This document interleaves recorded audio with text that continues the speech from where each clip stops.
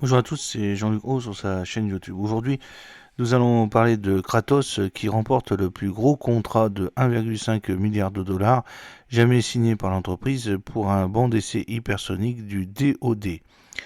Kratos sera chargé de l'ingénierie, de l'intégration et des tests de systèmes SEIT pour inclure des services intégrés de sous-échelle, de pleine échelle et de lancement aérien pour répondre aux besoins d'augmenter de manière abordable la cadence des tests de vol hypersonique, selon la société.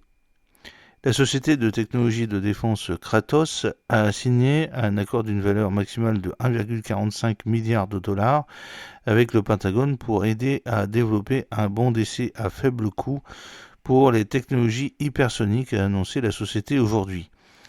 Le contrat est mis dans le cadre d'un autre accord d'autorisation de transaction dans le cadre du programme Multi-Service Advanced Capability Hypersonic Test Bed, MACTB 2.0, à une période d'exécution de 5 ans, si toutes les options sont exercées. L'équipe dirigée par Kratos comprend plusieurs acteurs tels que l'Eidos, Rocket Lab et d'autres. J'ai fait une petite vidéo déjà avec Rocket Lab la semaine dernière.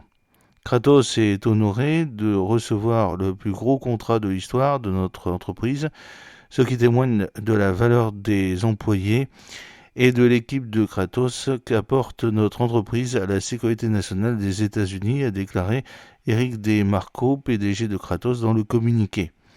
Cette étape programmatique souligne l'engagement indéfectible à réaliser les investissements initiaux pour développer rapidement et être le premier à commercialiser des solutions abordables et essentielles à la mission qui répondent aux besoins évolutifs du combattant, a-t-il ajouté. Le programme MACTB, qui a commencé comme un effort de la marine américaine, comprend plusieurs domaines de tâches, le contrat de Kratos relevant du domaine de tâches. Pour sa part, Kratos sera chargé de l'ingénierie, de l'intégration et des tests de système SEIT pour inclure les services intégrés de sous-échelle, de pleine échelle et de lancement aérien pour répondre aux besoins d'augmenter de manière abordable la cadence des tests de vol hypersonique, selon le communiqué de l'entreprise. Les récompenses et les missions pour les autres domaines de tâches n'étaient pas immédiatement claires. L'année dernière, Kratos a révélé que son véhicule d'essai hypersonique Erinway avait volé avec succès pour une expérience de la Missile Defense Agency. Un porte-parole de l'entreprise a déclaré aujourd'hui que Erinway est l'un des frontends hypersoniques prévus pour voler dans le cadre de l'effort MACTB. Cependant, le porte-parole a ajouté qu'il y aura d'autres également.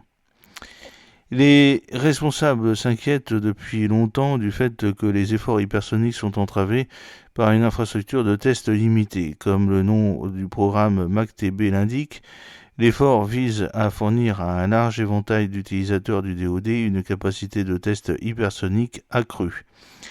Les bancs d'essai volants comme celui envisagé pour l'effort MACTB permettent généralement aux utilisateurs d'évaluer les performances de sous-systèmes clés dans des conditions pertinentes, c'est-à-dire à des vitesses supérieures à Mach 5 dans le cadre des hypersoniques. Le Pentagone se précipite pour attraper ses adversaires, la Russie et la Chine, qui ont déjà déployé des armes hypersoniques. Un récent test réussi d'un missile conjoint armée-marine pourrait signifier que cet objectif est plus proche alors que l'armée d'air avance avec ses propres projets à grande vitesse. J'espère que cette petite vidéo vous a plu. N'oubliez pas de cliquer sur le pouce pour la promouvoir, de vous abonner si ce n'est pas encore fait et de partager cette vidéo sur vos réseaux sociaux. À très bientôt. Fidèlement, Jean-Luc Haut.